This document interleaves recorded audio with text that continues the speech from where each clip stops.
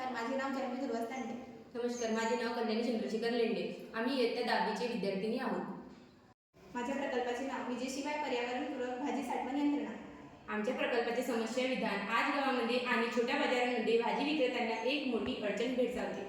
ती म्हणजे वीज नसल्यामुळे भाज्या जास्त काळ आणि ताज्या ठेवणे कठीण जाते. उन्हाळ्यात भाज्या पटकन खराब होतात आणि त्यामुळे विक्रेत्यांच्या आर्थिक तोटा व अन्न वाया जाणे वाढते. ही समस्या लक्षात घेऊन आम्ही एक स्वस्त, सोपी आणि पर्यावरणपूरक साठवण प्रणाली तयार केली आहे. आमच्या प्रकल्पाची कार्यप्रणाली. या यंत्रणेत 2 मातीची भांडी वापरली आहेत. मोठ्या भांड्यात ओलसर वाळू भरली जाते आणि त्यात एक छोटे भांडे ठेवले जाते.